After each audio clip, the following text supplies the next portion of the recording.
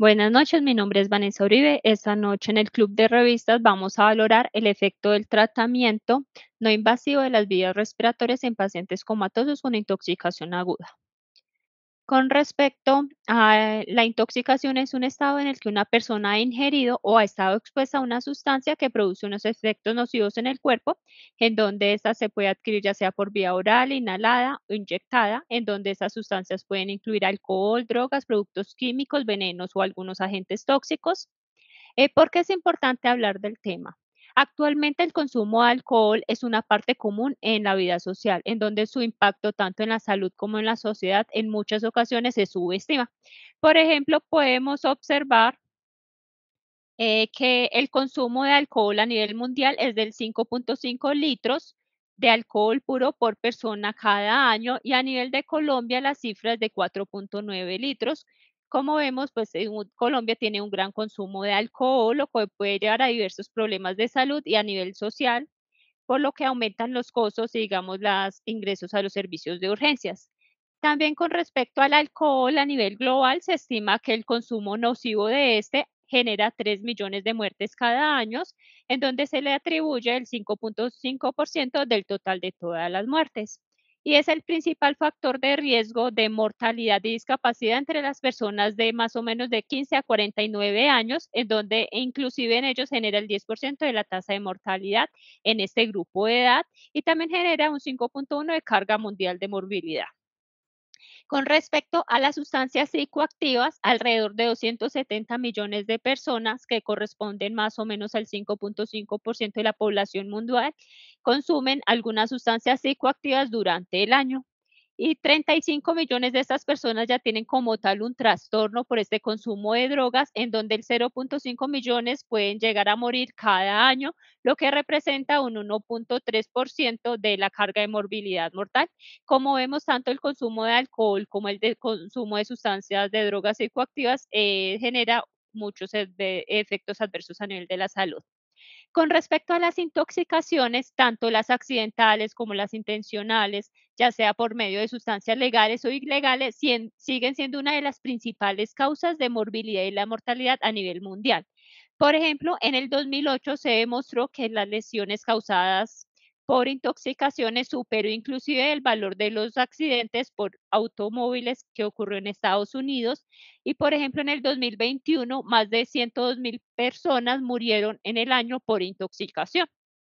Y en el 2022 se presentaron alrededor de 2.064.000 casos, en donde con respecto a años anteriores disminuyeron las intoxicaciones leves, pero se evidenció que aumentó en un 4.4 en ese año las intoxicaciones graves, en donde el 30% de estos pacientes requirieron ingresar a un servicio de urgencias, el 7% de estos casos se hospitalizaron e inclusive el 0.08% de los casos llegaron a fallecer, en donde las sustancias más involucradas fueron las sustancias por analgésicos, sustancias de limpieza del hogar, antidepresivos, antihistamínicos o sedantes e hipnóticos.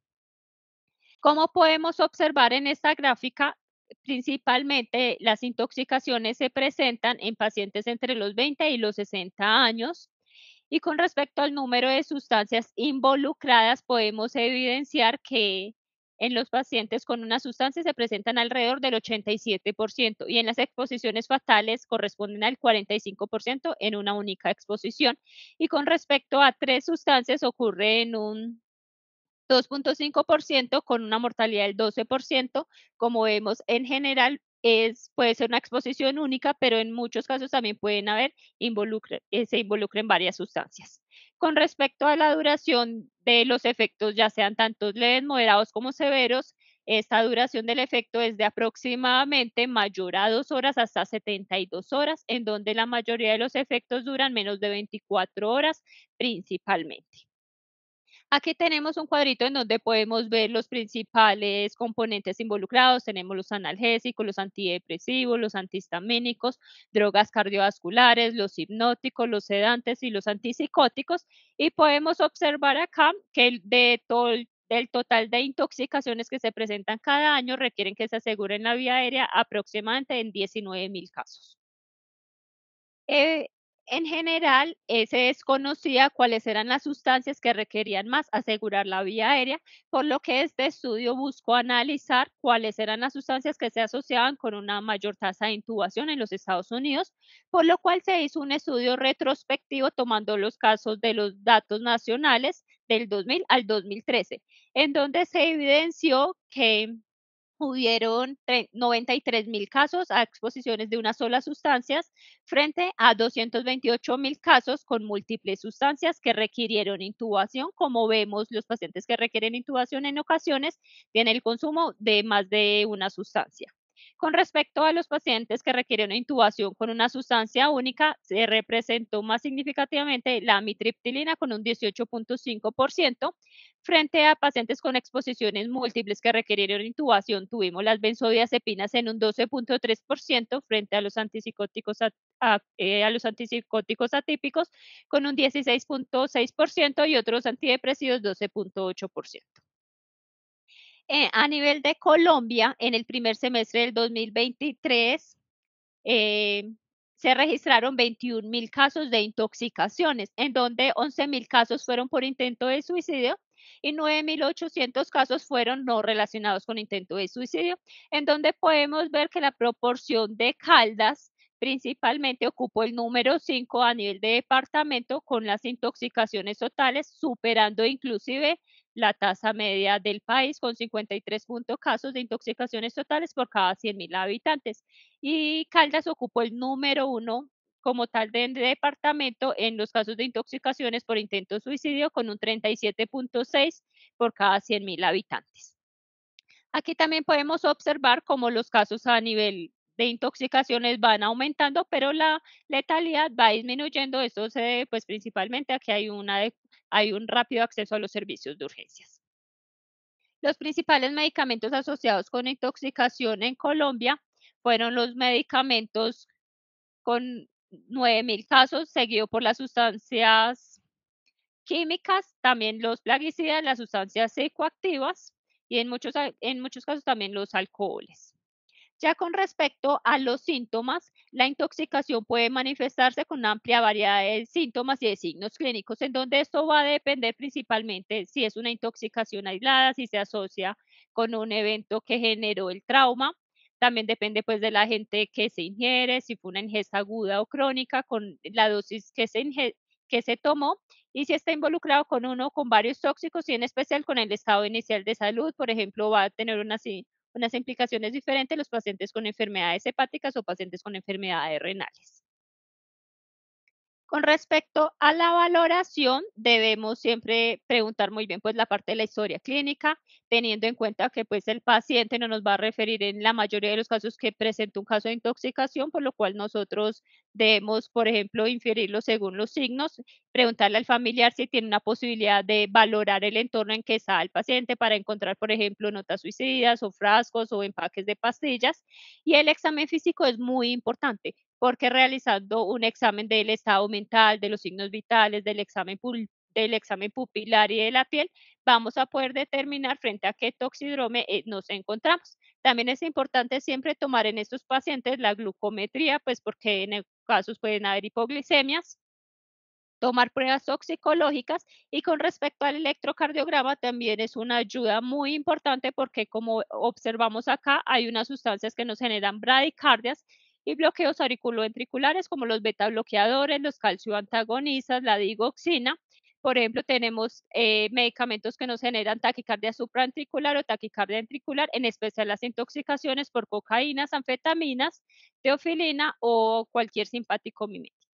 Como tal, también tenemos medicamentos que nos van a generar una prolongación en el QT, en especial los antidepresivos tricíclicos. Entonces, es muy importante siempre tomar un electrocardiograma en estos pacientes. También van a haber unos tóxicos en donde van a generar alteraciones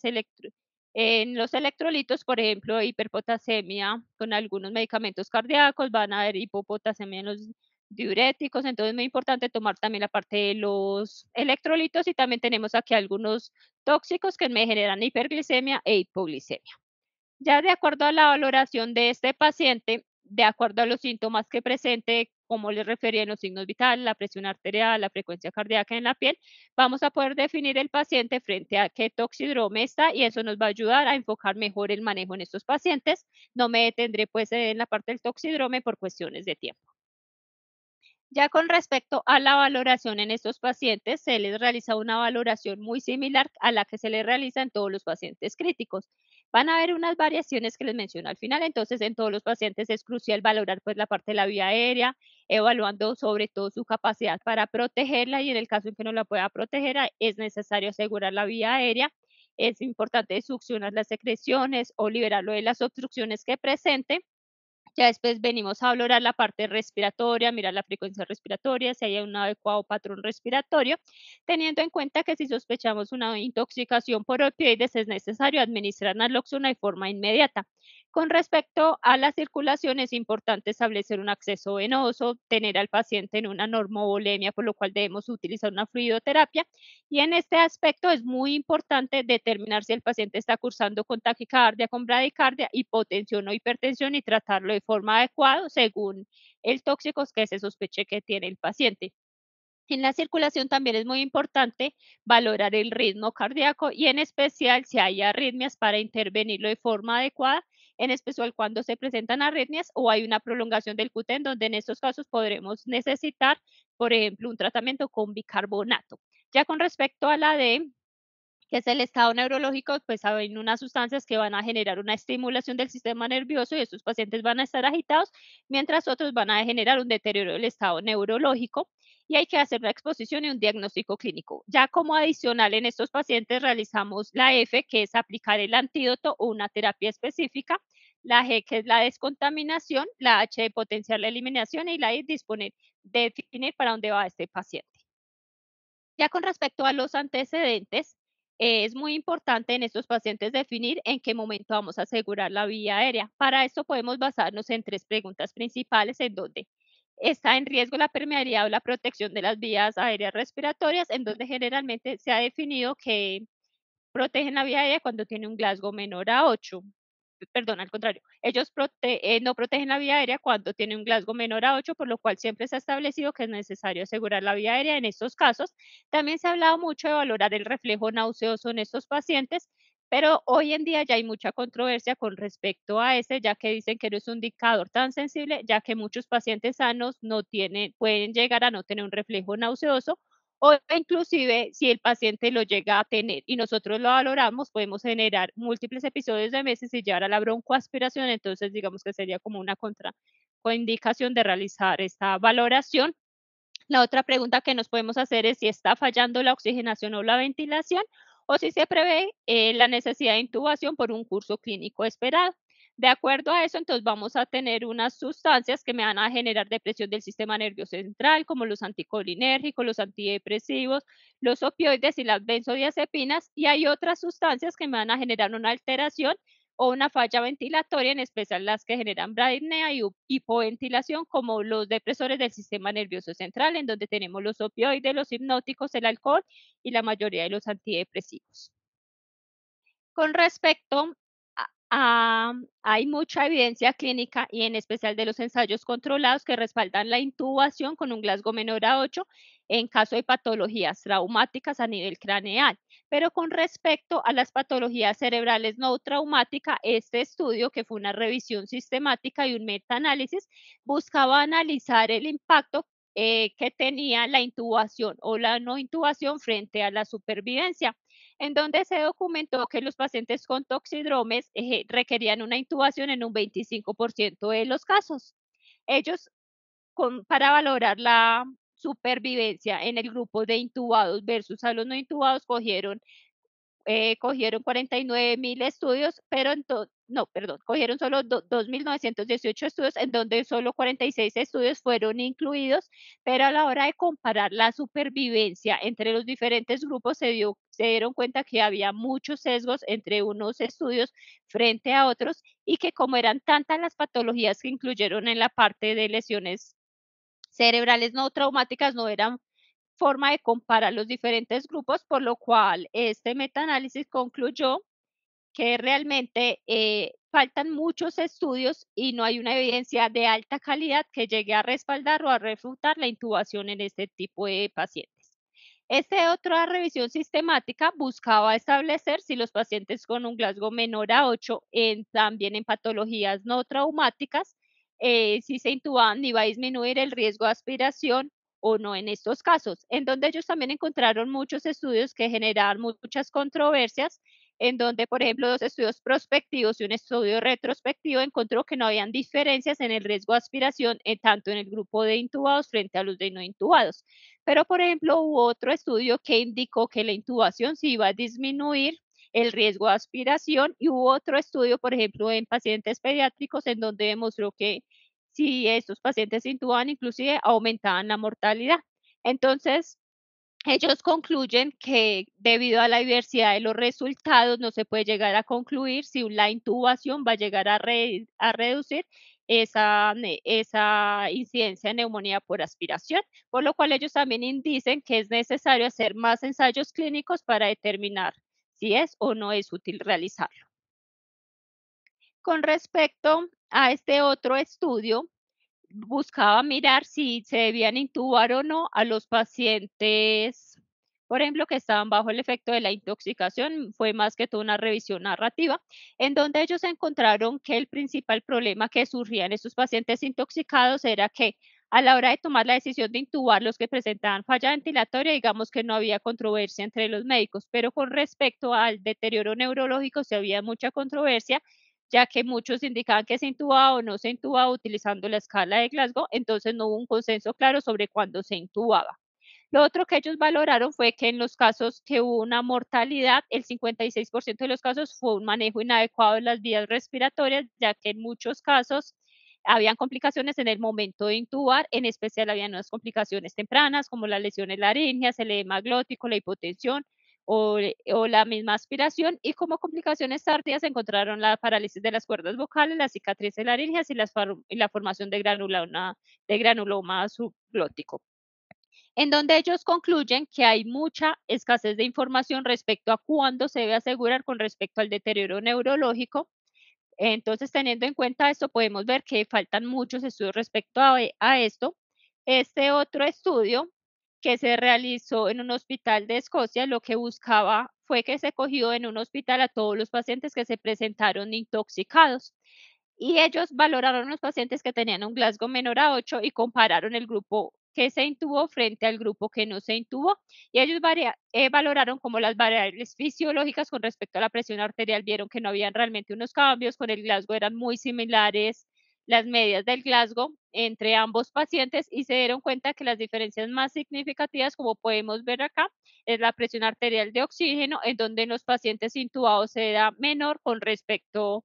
a los pacientes que no fueron intubados. Y con respecto a la presión de dióxido de carbono, presentaban valores más elevados los pacientes que fueron intubados frente a los no intubados. Entonces, este estudio lo que concluye es que la principal decisión para asegurar o no la vía aérea es la falla ventilatoria, pero tenemos que tener en cuenta que este fue un estudio muy pequeño en donde en el grupo de intubados fueron 12 pacientes apenas y en el de no intubados 14 pacientes, por lo que digamos que no es generalizable dado que la muestra fue muy pequeña.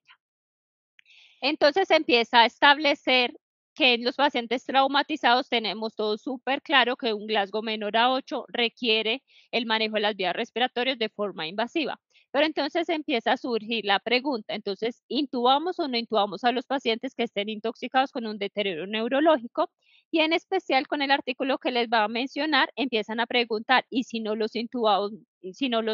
sino que solo los vigilamos? Entonces, ya con respecto al diseño epidemiológico,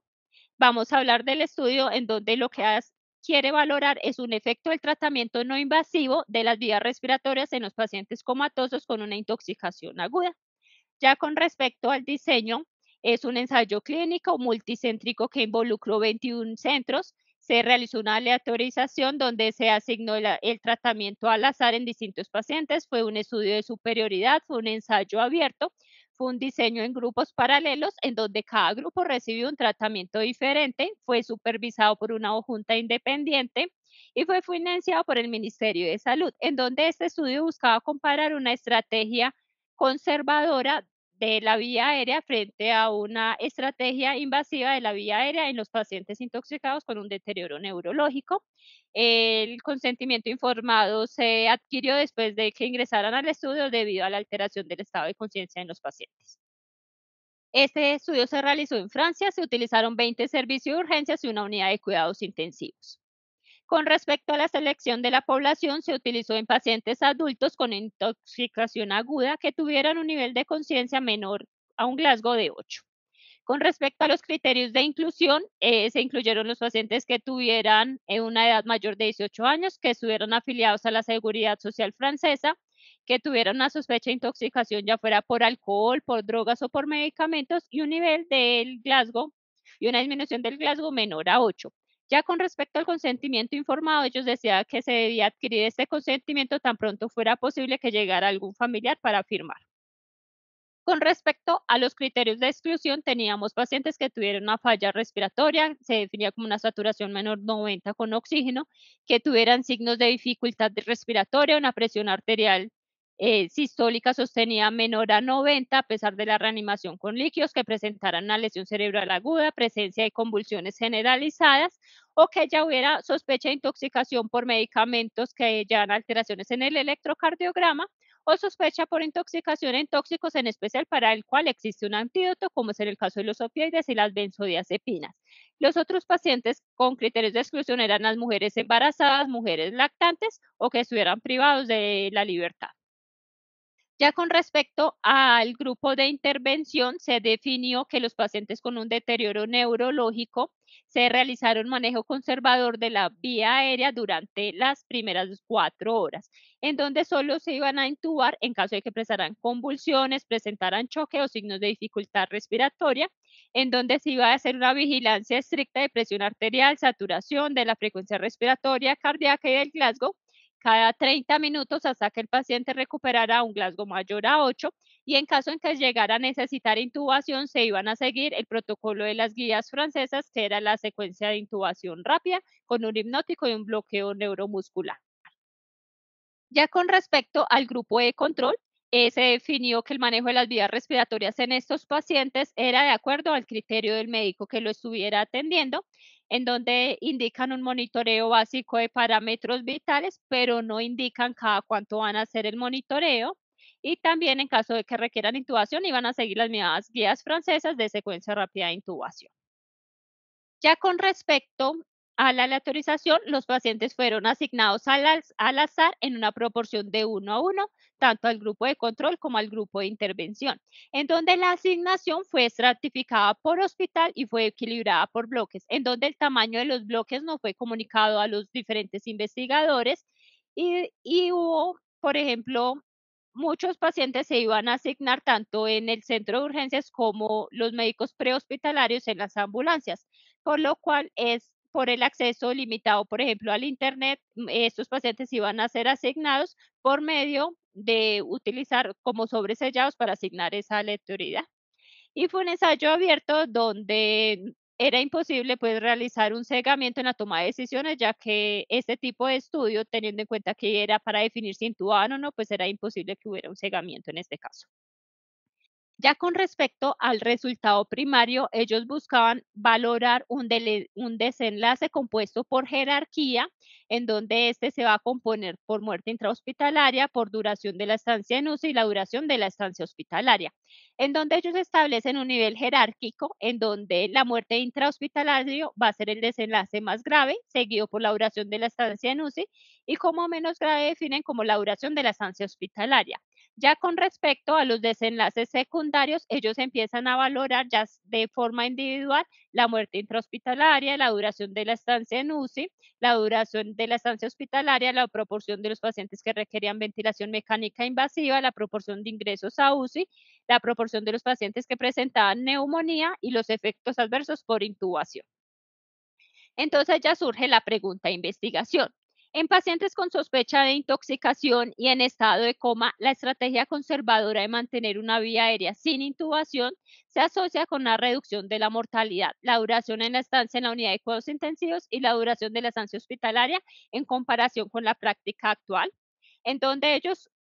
plantean una hipótesis nula en donde un tratamiento sin intubación endotraqueal de pacientes adultos con intoxicación aguda y un nivel de conciencia disminuido no se asocia con menor mortalidad, menor estancia en UCI y hospitalaria a los 28 días con respecto a los pacientes que se intuban. Entonces, la hipótesis alterna sería que un tratamiento sin intubación endotraqueal en pacientes adultos con intoxicación aguda y nivel de conciencia disminuido se asocia con menor mortalidad, menor estancia en UCI hospitalaria a los 28 días con respecto a los pacientes que se intuban.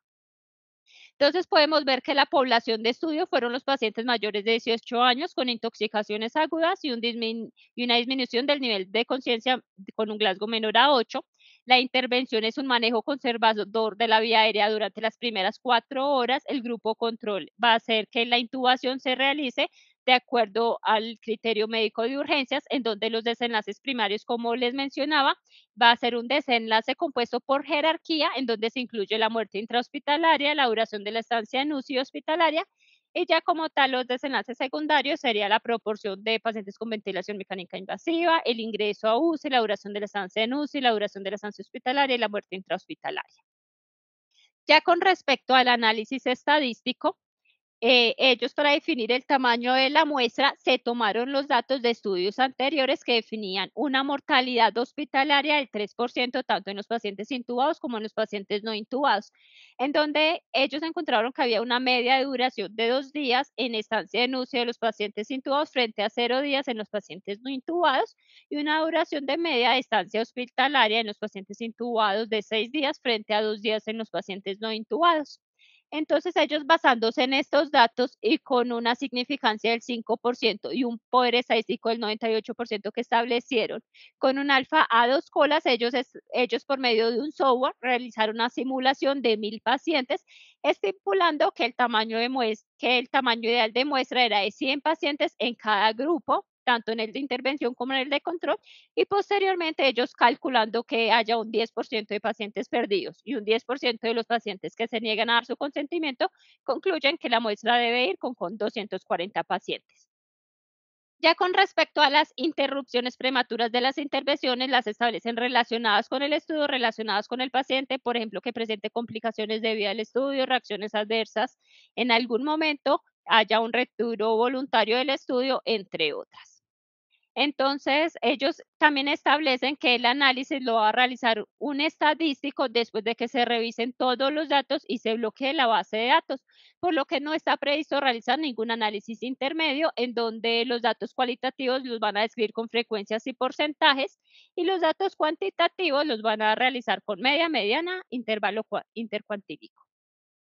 Con respecto a la elección de los individuos a incluir en los análisis, ellos indican que van a realizar un análisis tanto por intención por tratar y posteriormente van a realizar un subanálisis por análisis por protocolo.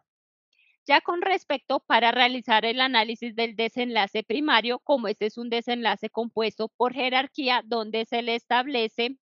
a la muerte intrahospitalaria como el desenlace más grave, seguido por la duración de la estancia en UCI y de último como menor gravedad la estancia hospitalaria, ellos utilizan el modelo de Finkelstein, en donde lo que ellos hacen es que cada paciente del grupo de intervención lo van a comparar frente a cada uno de los pacientes del grupo control y por nivel jerárquico van a establecer unos valores. Por ejemplo, si el paciente del grupo de intervención llega a fallecer, pero también fallece el del paciente del grupo control, se considera que como no hay un resultado a favor, los dos van a estar en empate. Entonces les asignan un puntaje de 0.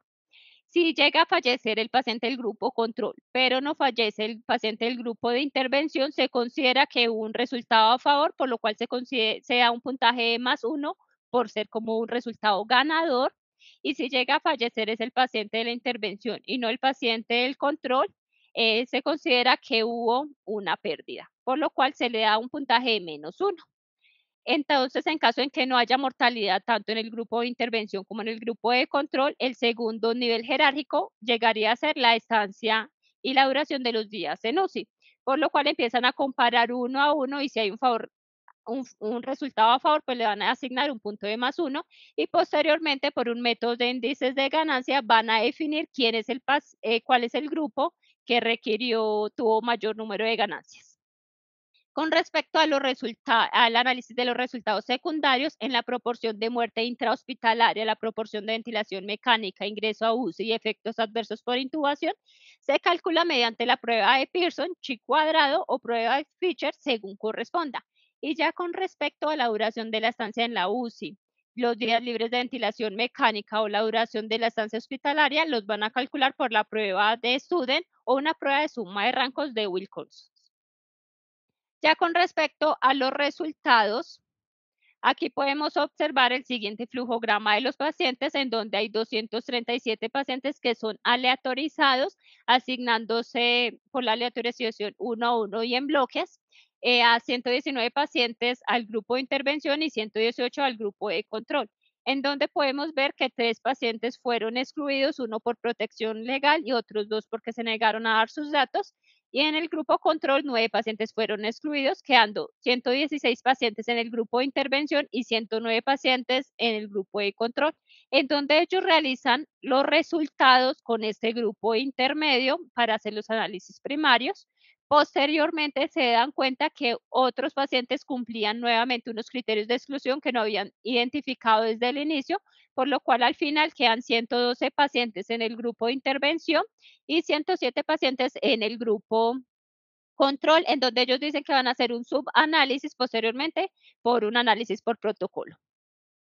Entonces, este estudio lo realizan desde el 16 de mayo del 2021 hasta el 12 de abril del 2023. Podemos ver que los pacientes aleatorizados fueron 237, pero para un análisis primario utilizaron 225 pacientes y para el análisis secundario utilizaron 219 pacientes, en donde la duración del estudio va a ser de 24 meses y se va a realizar un seguimiento a cada paciente hasta el alta hospitalaria o durante 28 días.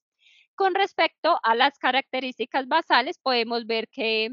tanto el porcentaje de mujeres como de hombres en ambos grupos es muy similar. Las medias de la edad también son muy similares y los sitios de inclusión también vemos que son muy similares. Con respecto a esto, podemos concluir que es un grupo muy homogéneo. La diferencia que es más marcada en este grupo de pacientes podemos ver que es la escala de Glasgow igual a 3, en donde se presenta en un 33% en los pacientes de una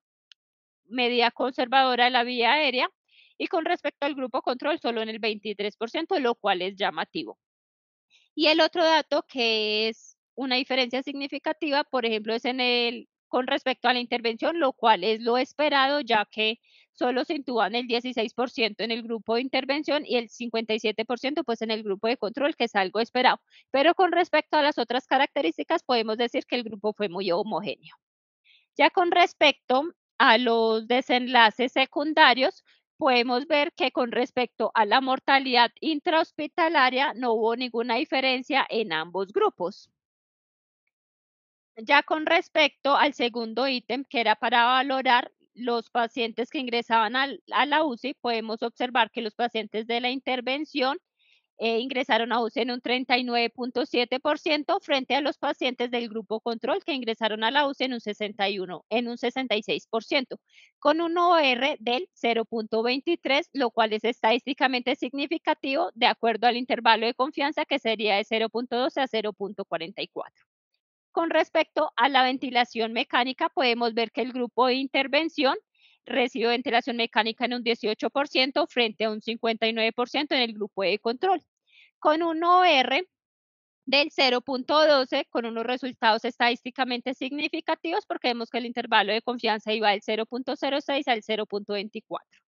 Y con respecto a la presentación de neumonía, podemos ver que se evidenció en el 6.9% de los casos del grupo de intervención frente al 14.7% del grupo de control con un OR del 0.43%, pero evidenciamos que los datos no son estadísticamente significativos teniendo en cuenta el intervalo de confianza. Ya con respecto a los desenlaces primarios, recordemos que ellos con respecto a los desenlaces primarios iban a hacer unos desenlaces a nivel jerárquico, en donde la mortalidad iba a tener ese primer nivel jerárquico. Entonces podemos observar que hubo un win ratio de 1.85, lo que significa que hubo más victorias que derrotas en el desenlace primario con respecto al grupo de intervención. Es decir, que hubo mejores resultados con respecto a la mortalidad, a la estancia en UCI y al hospitalario en los pacientes del grupo de intervención con un intervalo de confianza y un valor de P estadísticamente significativo, como podemos observar acá, el intervalo de confianza y el valor de P.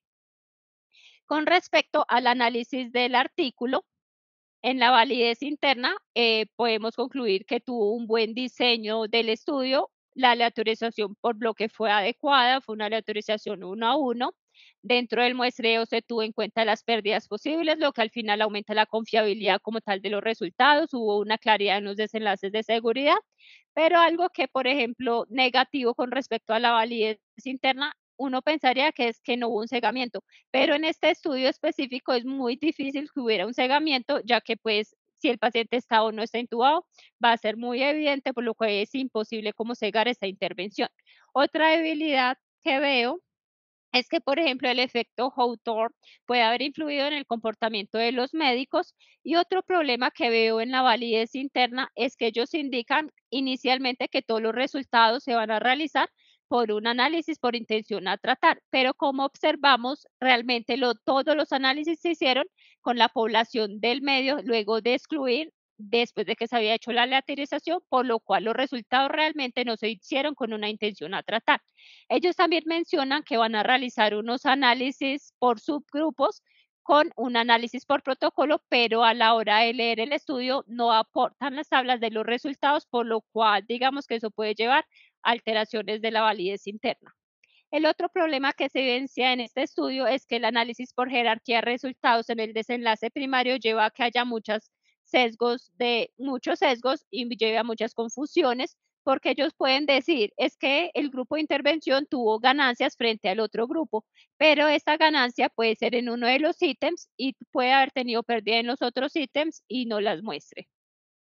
El otro problema que evidencia es que el consentimiento se definió después de haber ingresado al grupo, al estudio. Con respecto a la validez externa, podemos ver que el lugar de intervención es de fácil acceso, los escenarios de urgencia, los criterios de selección son aplicables a nuestra selección, los criterios de inclusión y exclusión son muy generalizables, la terapia de intervención como la de control son de fácil acceso, la intoxicación es algo muy frecuente en nuestra práctica diaria, entonces digamos que las características basales de todos los pacientes son muy similares a nuestro medio.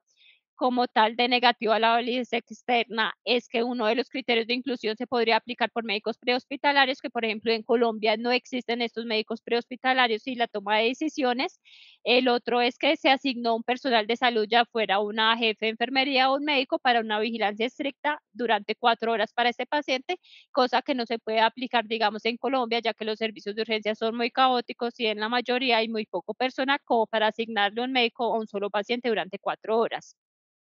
El otro problema que evidencio es que no hay unos parámetros específicos que utilizó el médico del grupo de control para definir para asegurar la vía aérea. Ya con respecto a la evidencia global, este estudio lo que buscaba era que, teniendo en cuenta que es tan difícil tomar la decisión de intubar o a quienes ponerles ventilación mecánica en los pacientes con un Glasgow menor a 8, él quería hacer un estudio prospectivo en donde se analizaron 124 pacientes intoxicados y ellos valorando diferentes escalas como la de Glasgow, la escala Apache, la escala RAPS y la escala de valoración rápida en urgencias, la escala REMS. Ellos buscaban analizar con estas escalas cuál era más útil, por ejemplo, en estos casos, en donde se encontraron que, por ejemplo, en la escala Apache tuvo una sensibilidad del 6.6% con una especificidad del 90% si se utiliza un valor de corte mayor a 18. Con respecto al Glasgow, tuvo una sensibilidad del 100% con un valor de corte menor o igual a 8, mientras que la escala REMS tuvo una especificidad del 100% con un valor de corte mayor a 8. Con respecto a la escala RAPS, tuvo una sensibilidad del 50% con una especificidad del 90% si se utilizaba un valor de corte mayor a 6. Por lo que ellos concluyen que la escala REMS es muy útil a la hora de identificar con un punto de corte mayor a 8 los pacientes que van a requerir realmente una ventilación mecánica invasiva con un valor predictivo positivo del 100% y que el Glasgow mayor a 8 es muy útil con un valor predictivo negativo del 100%. Entonces ellos indican que si hiciéramos una suma tanto de la escala de Glasgow con la escala REMS, pues vamos a tener un valor predictivo negativo del 100% con un valor predictivo positivo utilizando pues ambas muestras, lo cual ellos indican que utilizando estas 2 muestras, digamos que vamos a poder determinar qué pacientes realmente requieren intubación y cuáles no, y no solo utilizar la escala de Glasgow, que como hemos visto, pues puede tener muchas más dificultades a la hora de tomar decisiones. Con respecto a las conclusiones que tengo en este estudio, es una patología muy frecuente en nuestro medio, en donde busca resolver una interrogante muy común, en donde intubo o no intubo a un paciente intoxicado. Es un título muy llamativo, realmente fue una muestra significativa a la hora de buscar los estudios que valoran estos ítems, realmente es el estudio que encontré como más grande, ya que muchos estudios hablaban de 6, 12 o 20 pacientes en cada grupo, digamos que este es el estudio como más grande que encontré. Es algo muy interesante, pero por ejemplo, a la hora de la validez interna de los resultados, me parece que cuando indican que van a hacer unos resultados con un análisis por intención a tratar, pero posteriormente dicen que es por protocolo, pero finalmente lo terminan haciendo con un grupo intermedio, digamos que puede llevar a sesgos, pero en general, pues el artículo me pareció muy bueno. Y ya como conclusión personal,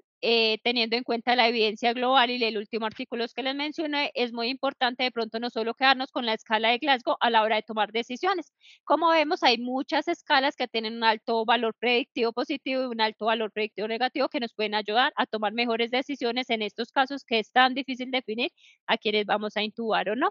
Ya con respecto a la guía Consort, pues vemos que cumplió con lo de las indicaciones del título, con la introducción, con respecto a los métodos, los participantes, la intervención fueron bien planteadas, con respecto a que no hubo cegamiento, pues no lo cumplió. Y ya con respecto a los resultados es donde encontré más problemas por lo que les mencionaba anteriormente. Inicialmente dicen que los resultados lo van a hacer por análisis a tratar y con análisis por protocolo, pero evidenciamos que lo realizan con un análisis intermedio. Ellos también mencionan las limitaciones, lo cual es adecuado. Principalmente encontré más sesgos con la parte de pronto de los análisis y que no administraron los análisis de los subgrupos por análisis por protocolo, lo cual me parece que no fue tan adecuado, ya que ellos indicaron desde el principio que lo iban a aportar y digamos que estos cuadros de resultados no estaban ni en los anexos ni en el artículo, lo que lleva pues a confusiones y a mayores problemas. Esto es como tal todo lo del artículo que les traía para hoy. Quedo atento a cualquier comentario. Muchas gracias.